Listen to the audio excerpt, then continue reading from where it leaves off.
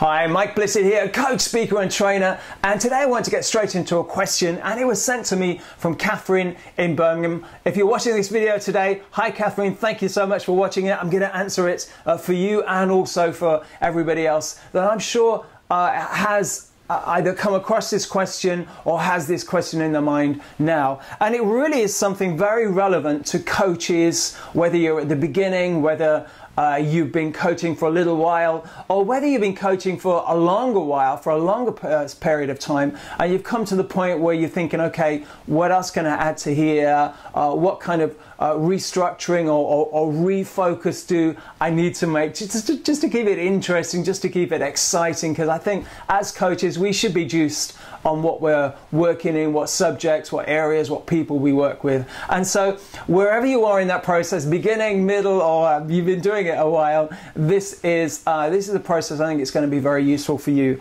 And the question from Catherine in Birmingham was, how can I find my niche? Everyone keeps telling me that I should have one, but I really don't have any idea how I should go about that, research it and decide. Any help you can suggest, Mike, please send it my way. So that's the question. This is the video. What I want you to do is get a nice big sheet of paper, preferably something like an A4 sheet of paper, and draw a line top to bottom all the way down the middle. So you've got two columns.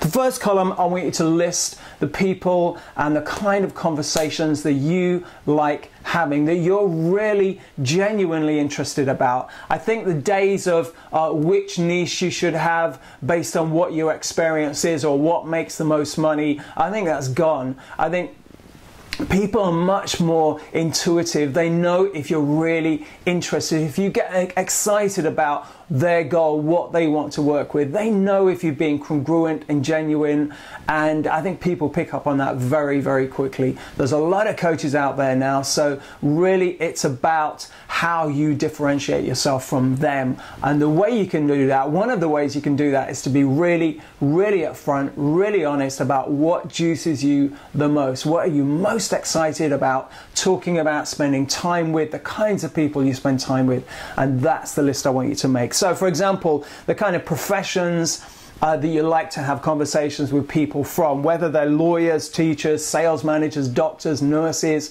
you kind of get the idea. Are they employed? Are they unemployed? Are they students? Are they children? What kind of people do you really like having conversations with? What kind of communities are they from? Are they people that work in the church, in the not-for-profit, in associations, charities, whatever it is? Have a think about what kind of conversations do you get most passionate and you really do genuinely enjoy talking about. There's the gay and lesbian community. Are you really out for supporting and nurturing and giving something back and contributing to people in the gay and lesbian community? It could be your faith. It could be whether you're Muslim or Christian or Jewish or whatever.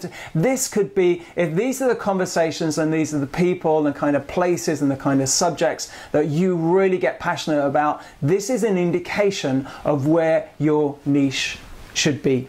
And then also I mentioned age, so it could be younger people, older people, very young people, quite old people. It could be anywhere in between. And again, if you're not interested, maybe you love children but you're not really interested in having coaching conversations with them, well, guess what? That wouldn't be a good niche. So equally, so it's about being honest with the kind of people that you really, as I say, really do want to have conversations with. You're interested in what it is that they have to say. So that is the first column on this piece of paper, and I want you to keep this list open for a few days, a few weeks, however long it takes you to, as ideas come to mind, as new ideas, as new solutions come to mind, as new things come onto the list, jot them down, jot them down, jot them down, because this is a more expansive list. This gives you more than just what's that old phrase, brainstorming, where you just try to cram it into 5 minutes or 20 minutes and then that's it. Well,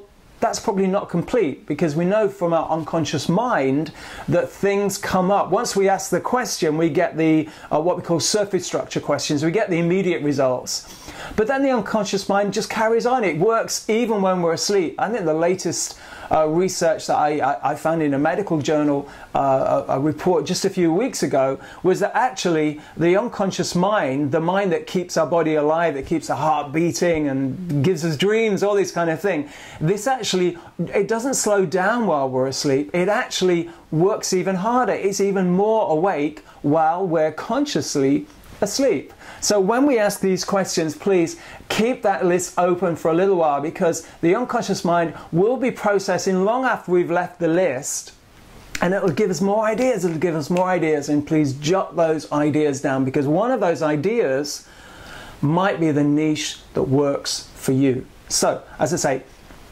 begin the process pretty quickly once you watch this video, and then keep that list open for a little while. The second column is I want you to go down, look in the list on the left hand side, and then write down an indication of how much money, how much income do you think people in those industries, with those professions, those ages, whatever it is, how much they earn, how much they have, what their income, their salary might be. You might need to do a bit of research if you don't quite know, but guess what? Coaches, we do research. So if that's what you need to do, do that. And as I say, start to fill that out. And then also consider this question. This is also in the right-hand column. How much do you think those people in those different columns, for example, lawyers, how much do you think that they spend as a proportion of their salary on business development, on personal development per year? Because if you look at a column of if you look at a selection of somebody that you put on the list, but actually they either have no income, or they're the kind of person you think would never in a million years want to employ a coach, attend a workshop, do some business training, that's probably an indication that that would not be an appropriate a niche. It doesn't mean it's an impossible niche, but I'm looking for the, I think I mentioned in most of the videos that I make, there's the easy approach to business and there's a harder approach. The hard approach is to try to recreate the wheel, to reinvent something, to build something out of nothing. The easier approach is to see, okay, what's working well now? It could be for someone else, it could be for other people, it could be for other trainings, etc. If something is working, if there is a market, then if it's something that's aligned to what you do as well, if you're genuinely interested in it, it means people are already willing to invest in that. Now, what you bring to it, of course, is individuality. Of course, you're not the same as any other training company. Sorry, my iPad's just turned off, so we'll just open it up again. You're not the same as another coach or another training company, so you will still be individual. But as I say, if you do that research, how much salary, what kind of money do you think they earn per year, per month, whatever it is for you, and then also what percentage do you think that those groups of people would invest in personal or business development, because that gives you an indication as to if there is a possible niche, an easy niche for you, an opening for you to move towards. And then finally, the final three steps is really to compare the list and circle the ones that not just have the biggest income or the biggest investment in personal business development, but the ones that, yes, there is a proportion of their income that they probably will invest, but actually that you're most interested in having conversations with, that spending time out with, that you really do want to work with these people. So where are the big winners here? Is it the teachers, because they invest a certain percentage of their training and of their budget on their whatever it is, business, personal development, etc. Is it lawyers? Is it nurses? Is it students? Really, so look at the ones that speak loudest to you, and then circle them, and then transfer them to another list, another page. And this is a simple, it's a simple hierarchy, really, like a top 10. So, which out of the ones you've circled, which are the areas of the kind of people that you've circled, which are the most important to you? Which are the ones that you're most excited about? Which are the ones that you would most see yourself coaching in the future? Because this is probably your number one niche. So that's the way to do that. And then the final step, it's one word, and this runs through all business, not just coaching, it runs through all business. Once you've decided on which one at least to start with, test. Test it out. Whether it's printing up some business cards, sending out some emails, whether it's having some conversations at networking events and just testing this out. Have this conversation with the people that you've circled and test out how you could be of service to them, because I think coaching more than anything else is about being of service. It's not about selling our products, it's not about selling our services. Yes, that's part of what we do, but actually what we're really in this to do is to be of service. If we're not being of service to someone, then we probably haven't got a business. So hopefully that is a process that you will go through in the next week or two, depending on how long you need to build the list, to go through this list and do the research. But I would encourage you, if you want to have a niche that's going to serve you for the next 2, 3, 4, 5, even 10 years, that's maybe going to lead into books or CDs or DVD programs or online marketplaces or